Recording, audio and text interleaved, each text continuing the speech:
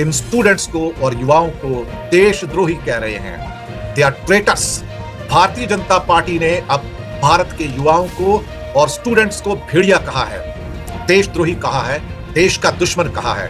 कहते हैं दिल्ली में किस प्रकार बाहर से लाकर लोग गुंडाई कर रहे हैं छात्रों के भेष के अंदर। ये भेड़िए हैं, ये छात्र नहीं है, ये स्टूडेंट्स नहीं है, ये भेड़िए हैं, वॉल्व्स हैं, वॉल्व्स। ये पत्थरबाज हैं, ये भाड़े के टट्टू हैं, ये जॉर्ज सोरोस के आदमी हैं, ये विदेशों के द्वारा प्रायोजित हैं। अगर एक जाहिल इस मुल्क की रहनुमाई करे तो उसका दिल ही चाहेगा कि पूरा मुल्क उसकी तरह जाहिल, नासमझ, नाकाबिल और बेरहम बने। चौथी क्लास पास आदमी, पता नहीं चौथी क्लास पास है कि नहीं, वो लोगों को बताता है आके एग्जाम कैसे देना है। 35 साल मैंने भीख मांग के मैंने अमेरिका के 30 स्टेट्स देखे। मैं यूरोप घूमा। हिंदू राष्ट्र बनेगा तो जाहिल और गंवार राष्ट्र ही बनेगा। और हमारा गोदी मीडिया, खुदा बचाए उससे साहब, खुदा बचाए। ये इस्तीफा मोदी को भी देना होगा और शाह को भी देना होगा और बीजेपी और आरएसएस की इस सरकार को भी इस्तीफा देना होगा। और कल किसानों के नेता भी ज्वाइन करने जा रहे हैं। ये आंदोलन फैलेगा। ये आपका चीफ जस्टिस है, जिसे ऑनरेबल कहना ऑनरेबल की बेइज्जती है। दुनिया भर की खबरें तो हिंदुस्तान से निकल रही हैं इस समय। जी हां, दुनिया भर की खबरें इस समय हिंदुस्तान से निकल रही हैं। जो तस्वीरें निकलकर पूरी दुनिया में जा रही हैं, 200 देशों में जा रही हैं, आप उसको क्या कहोगे? बीजेपी के एमपीज, एमएलए, मिनिस्टर्स एक के बाद एक इन स्टूडेंट्स को और युवाओं को देशद्रोही कह रहे हैं। दे आर ट्रेटर्स, देश के दुश्मन है ये। और एक शख्स और, जी हां, एक शख्स और जिसका नाम so called mister Chandolia, Yogendra Chandolia, उन्होंने तो हद क्रॉस कर दी और कह दिया है कि ये स्टूडेंट्स नहीं हैं, ये भेड़िए हैं, भेड़िए। भारतीय जनता पार्टी ने अब भारत के युवाओं को और स्टूडेंट्स को भेड़िया कहा है, देशद्रोही कहा है, देश का दुश्मन कहा है। सच बात तो कहा यह है कि देश की दुश्मन इस समय भारतीय जनता पार्टी है। देश के दुश्मन भारतीय जनता पार्टी के लीडरान हैं जो देश के युवाओं के ऊपर अपना आतंकी राज फैला रहे हैं। वो जंतर मंतर को तियानमेन स्क्वायर के अंदर कन्वर्ट कर देना चाहते हैं और मुझे लगता है वहां पर अगर ये देखा जाए तो शायद ना जाने कितनों की बलि ले लेना चाहते हैं। जैसे चीन के अंदर तियानमेन स्क्वायर के अंदर कई लोगों की बलि ले ली गई थी, उनके ऊपर टैंक चढ़ा दिए गए थे।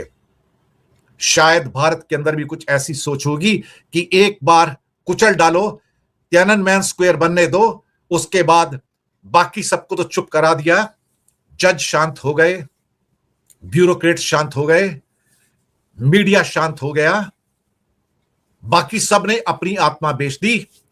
एक हिंदुस्तान का जनजी बचा है, इसे भी खरीद लो, और खरीद नहीं सकते तो इसको बुलडोजर के नीचे कुचलकर टुकड़े टुकड़े कर दो, ताकि उसके बाद जैसे चीन में कोई उठ नहीं पाया तो यहां भी कोई उठ ना पाए। फानूस बन के जिसकी हिफाजत हवा करे, वो शम्मा क्या बुझे जिसे रोशन खुदा करे। साहब, इनकी ख्वाहिशें रह जाएंगी। अभी तो यहां तक बात निकल के आ रही है कि धर्मेंद्र प्रधान को इस्तीफा देना होगा।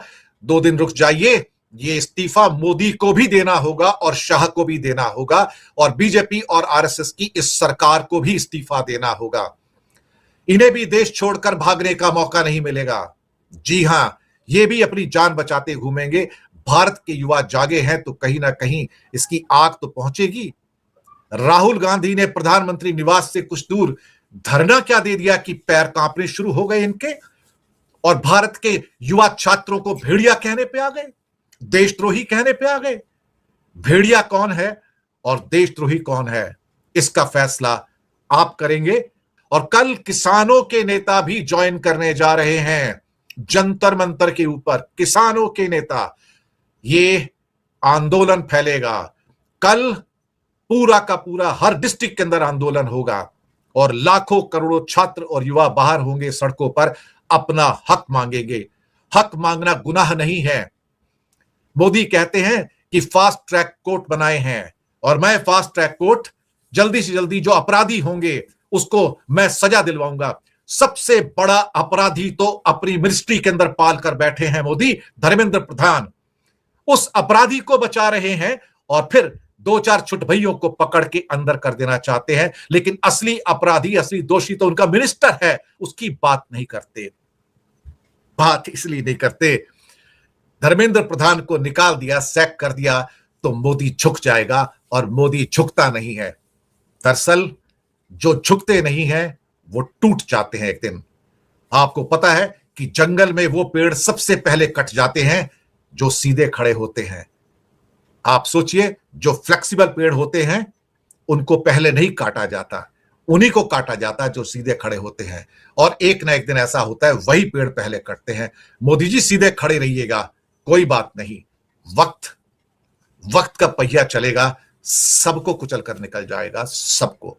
दोस्तों, कभी कभी इतिहास के पन्ने पलटो तो आपको पता लगता है कि हां, हर चक्र का अंत होता है, हर सुबह की शाम होती है, हर रात की सुबह होती है।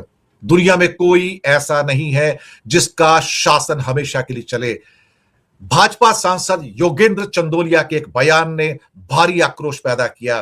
कहते हैं, दिल्ली में किस प्रकार बाहर से लाकर लोग गुंडाई कर रहे हैं, छात्रों के भेष के अंदर। ये भेड़िए हैं, ये छात्र नहीं हैं, ये स्टूडेंट्स नहीं हैं, ये भेड़िए हैं, वॉल्व्स हैं, वॉल्व्स। ये भारतीय जनता पार्टी के एमपी हैं, और बाकी बहुत सारे एमपी और एमएलए और मिनिस्टर जो अलग अलग स्टेट्स में हैं, वो इन्हें देशद्रोही कह रहे हैं, कुचलने की बात कर रहे हैं कि इनको कुचल देना चाहिए और इनको ऐसा करना चाहिए कि ये उठ ना पाए। नरेंद्र मोदी छात्रों को पुलिस से पिटवाते हैं, सुप्रिया श्रीनेत कहती हैं, और अपने सांसद से उन्हें भेड़िया कहलवा रहे हैं। कमाल की बात है। और फिर छात्रों को अंदर कहते हैं ये पत्थरबाज हैं, ये भाड़े के टट्टू हैं, ये जॉर्ज सोरोस के आदमी हैं, ये विदेशों के द्वारा प्रायोजित हैं। और फिर कहते हैं तुम सबके पासपोर्ट कैंसिल कर दिए जाएंगे, तुम सबको जेलों में डाल दिया जाएगा। नेशनल सिक्योरिटी एक्ट जो आज लागू कर दिया गया दिल्ली में 18 अक्टूबर तक, जहां किसी भी व्यक्ति को 1 साल के लिए जेल में बिना जमानत के डाला जा सकता है, जैसे वो आतंकवादी होता है। और साथ में यह कहा जा रहा है कि अगर तुमने प्रोटेस्ट किया तो तुम्हारे फ्यूचर को बर्बाद कर देंगे। चाइना समझ रखा है क्या? चाइना की तरह बुलडोजर चलाना चाहते हो, या टैंक चलाना चाहते हो, या फिर उसके ऊपर बख्तरबंद गाड़ियां चढ़ाना चाहते हो? क्या करना चाहते हो? नसीरुद्दीन शाह ने ठीक तो कहा है कि जाहिल गंवार आदमी जो राजा होगा, जिसकी रहनुमाई होगी, तो उसके अंदर यही तो होगा, और क्या होगा? यही तो कहा था, यही कहा था ना। नसीरुद्दीन शाह ने क्या कहा? अगर एक जाहिल इस मुल्क की रहनुमाई करे तो उसका दिल ही चाहेगा कि पूरा मुल्क उसकी तरह जाहिल, नासमझ, नाकाबिल और बेरहम बने।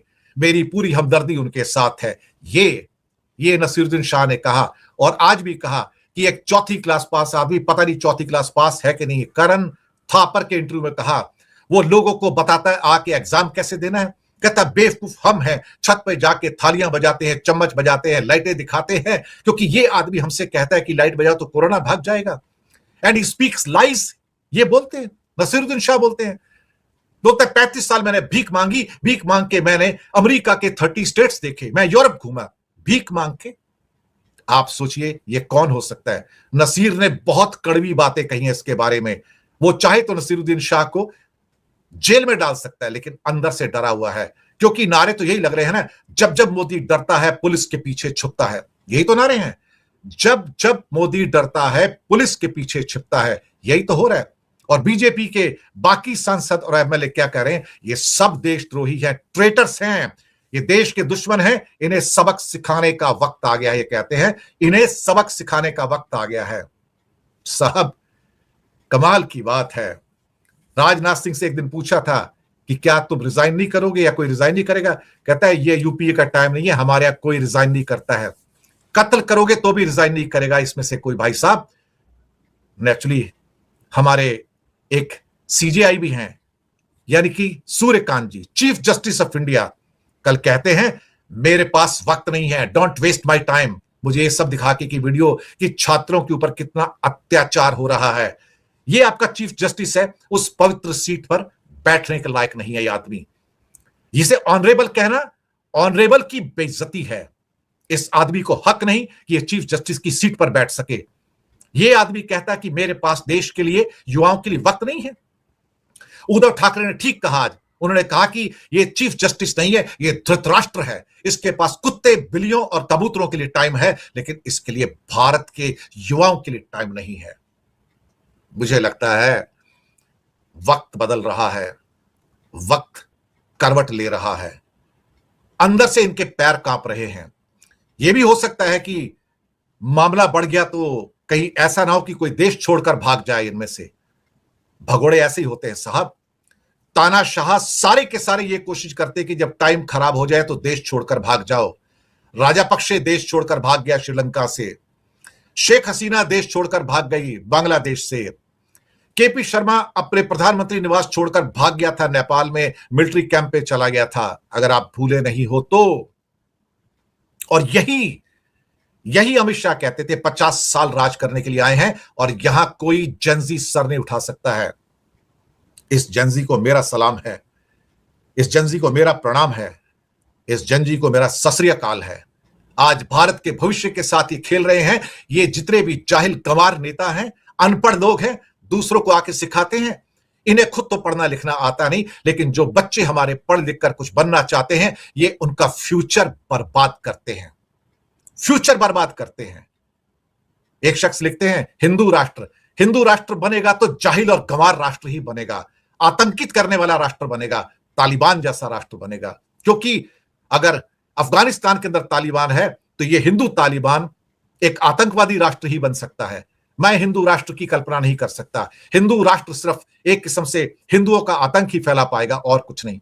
अखंड हिंदू राष्ट्र कभी नहीं बनना चाहिए, क्योंकि अखंड मुस्लिम राष्ट्र बना के लोगों ने देख लिए कि इतिहास में क्या होता है। जब भी धर्म अपने विभत्स रूप में पहुंच जाता है तो वह आतंकी बन जाता है। हमें इस धर्म को वहां तक नहीं पहुंचाना है। हमारा धर्म यह है कि हम सबकी बात करें। और हमारा गोदी मीडिया, खुदा बचाए उससे साहब, खुदा बचाए। ये लोग आज भी कोशिश कर रहे हैं कि इन सबको देशद्रोही, ट्रेटर्स का नाम दिया जाए, इन्हें भेड़ियों का नाम दिया जाए। लेकिन एक दिन ऐसा आएगा कि ये जनता, ये युवा, ये उनको भी नहीं छोड़ेंगे। इन्हें बच के रहना चाहिए, इन्हें सोचना चाहिए जो हाल तानाशाहों का होता है वही गोदी मीडिया के टेलीविजन स्टूडियोज का भी एक दिन हो जाएगा, और वो उससे बच नहीं पाएंगे। मैं आपको बताऊं, वक्त सबका हिसाब लेता है। ये वक्त सबका हिसाब लेता है। ये वक्त किसी को नहीं बख्शता। ये वक्त अपने बुलडोजर के नीचे बड़े बड़े सिकंदरों को कुचल कर चला गया। ये जो लोग कहते हैं ना कि हम यहां 5 साल के लिए नहीं 50 साल के लिए राज करने के लिए आए हैं, अगली सांस का पता नहीं। और साहब 50 सालों की बात करते हैं ये लोग। पुलिस और प्रशासन के आतंक की तस्वीरें जी हां, कहां कहां नहीं पहुंची साहब। ये तस्वीरें बोलती हैं। ये मोदी और शाह के प्रशासन की तस्वीरें हैं। ये मोदी जी के सारी इमेज को जो सालों से बनाई थी उसको एक झटके में तोड़ती हैं। ये मोदी के बुद्ध का हिंदुस्तान है। मोदी जी बुद्ध की बात करते हैं ना, ये मोदी का हिंदुस्तान है। ये रवांडा सोमालिया नहीं है, ये हिंदुस्तान है साहब, ये हिंदुस्तान है। ये रवांडा नहीं है, ये कॉन्गो नहीं है, ये इंडिया की फोटो है। आप सोचिए, इनका पुलिस का आतंक देखिए जरा, किस ढंग से, किस बेरहमी से मारा है लोगों को, भारत के युवाओं को मारा है। ये तस्वीरें 200 मुल्कों में पहुंची हैं, 200 मुल्कों में। और ये तस्वीरें सब कुछ कहती हैं। ये तस्वीरें सदियों तक रहेंगी और मोदी और शाह के जो उनकी क्रूरता है उनके शासन की, उसको आने वाले सदियों तक बयान करेंगी। तस्वीरें मिटती नहीं, शब्द मिट जाते हैं, तस्वीरें नहीं मिटती।